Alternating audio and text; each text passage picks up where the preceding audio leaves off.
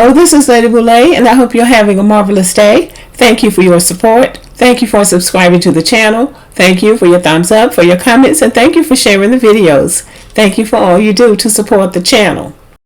Well, since the election, there has been a lot of buzz about black men and whether or not they voted for Stacey Abrams. And the interesting thing about this is that the black men who didn't vote for Stacey Abrams don't even live in Georgia. So they don't even have any voting rights in Georgia. But they have a lot to say. And someone in the manosphere, who shall not be named, went on to say that black women need to realize that they can't do anything without black men. Well, I think there are a lot of black women who won't want to do anything without black men. We've always worked in partnership on some level. Then there are others who are asking if black men derailed Stacey Abrams' campaign. And my answer to that is no, they did not. Black men did not derail Stacey Abrams' campaign. Black men who live in Georgia and can actually vote in Georgia voted for Stacey Abrams. But she had other problems that she was not able to overcome. The chart on the screen is the breakdown of how Georgians voted during this election. White men voted 27% Democratic and 71% Republican and other. White women, 30% Democratic, 68% Republican and other. Black men, 85% Democratic, 12% Republican and other. Black women, 93% Democratic, 5% Republican and other. Latino men, 61% Democratic, 37% Republican and other. Latino women, 55% Democratic and 41% Republican or other. And other races, 55% Democratic and 40% Republican and or other. So white people, male and female, is the only group that overwhelmingly voted Republican and not Democratic. Everybody else, at least majority, voted Democratic. But there were issues with the election for Stacey. For instance, Georgia reported that the turnout was low. I didn't think it was low. The early voting, they said, broke all records. And then she didn't resonate with the youth. They said that. She's a Spelman graduate. She's from Georgia. She should have had those young women out there stepping and cheering and jumping around and doing things, not silly stuff like what I saw on Twitter, but should have really engaged the African American women as well as the white women, young women. I believe there was a way that she could have reached out to voters and embraced them and brought them into the campaign and made it about them as well as about her. Stacey Abrams comes across to me as a bureaucrat. She understands administration. She understands how to get things done. She understands how to put things together. But what's missing, I think, is that the human touch. You have to put the human touch with all of your ideas. And those ideas have to resonate with people in a way that they think she's going to go to work for me. I have said it before, and I'll say it again, where the Republicans are concerned, they don't have to build a platform. Their platform is keep things as much like they are as you can. Don't give any ground where white privilege is concerned because we like things just the way they are. And especially don't give any ground where black people are concerned because they don't deserve it. Now, one interesting thing that happened is that some whites actually voted for Governor Kemp and Raphael Warnock. And I think for some white people, Herschel Walker was just a bridge too far. And so they decided, I'm just not going to vote for Herschel Walker because Herschel Walker is everything that the Republican Party says they don't like. He has financed abortions, at least 2. He has out-of-wedlock children that he doesn't take care of. He has been involved in assault, even pulling a gun on his ex-wife and terrifying his son. His son said that he had them running all over the country because he had threatened to do harm to them. He tells lies going and coming. He doesn't stand for anything that the Republican Party says it stands for. Even though he says he does, his life does not demonstrate that.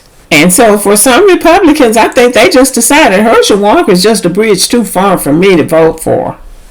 And there were some other problems that Stacey Abrams had. For instance, Americans like for their politicians to be married. They like for you to have a husband or a wife and some children if possible.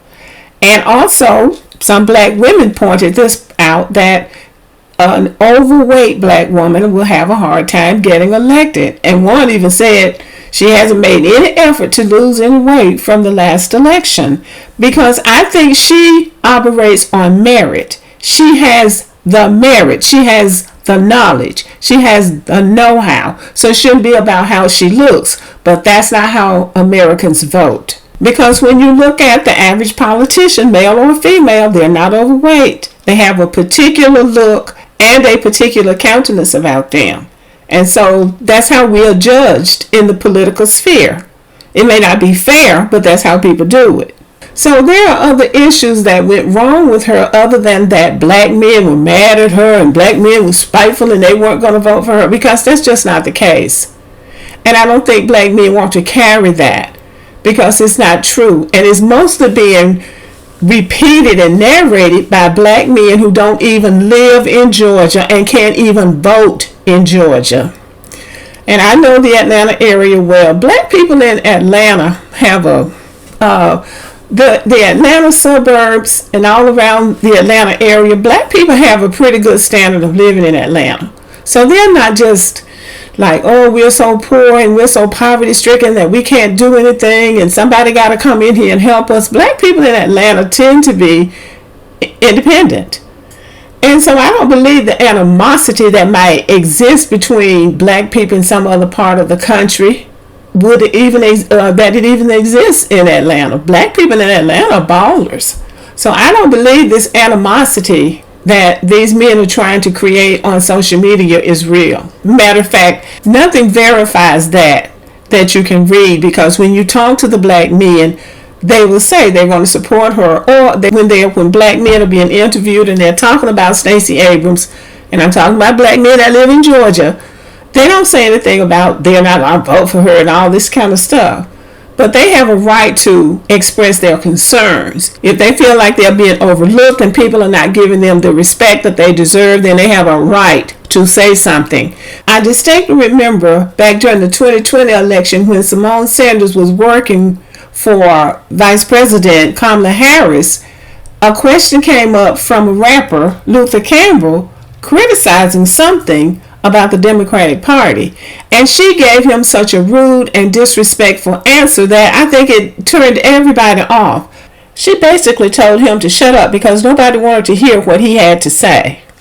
Well, she went on to lose her job, and the job that she thought she was going to get at the White House, she lost because she just was too arrogant. And how dare she say that nobody wanted to hear what he had to say? She didn't want to hear what he had to say because what he was saying was not flattering to the Democratic Party. But in making so arrogant a response, that's what she made. She ruined herself with black men and black women. Because at the end of the day, you really can't forget who you are. You're not that important to these Republicans or Democrats. And they'll pull rank on you whenever they feel like it, and that's what they did for her. She was not nearly as useful to the party as she thought she was. But I believe that was the beginning of black men being angry with the black women in the Democratic Party. And that really wasn't fair, because there was one black woman making a statement that most black women didn't even agree with. So what these black men who don't want to see black women progress, whether it's in politics, whether it's in business, whether it's in education, they're trying to create and maintain a war between black women and black men that doesn't exist anywhere except in their own small minds. And that is what's wrong, because black men in Georgia in particular voted for Stacey Abrams in large numbers. Now, if you get 85% of any group's vote, that's pretty good, because people don't have to vote for you.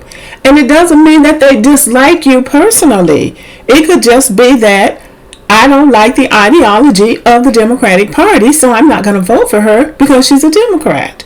It could be that simple, and they actually have that right. I I think that 85% of black men and 93% of black women voting for Stacey Abrams is excellent. And I think they should be applauded for it. And it would be good if we could leave it at that. I know these people want to have content. And what's popular is these type of black men finding fault with black women and just running it in the ground. She lost the election for a number of reasons, not because of black men. And the men who are doing all of the talking don't even live in Georgia and can't even vote in Georgia. And I think that that's something that should be noted. Okay. Thank you for listening. Let me know what you think about the video. Subscribe to the channel. Give me a thumbs up. Leave a comment. Share the video. And as always, have a great day.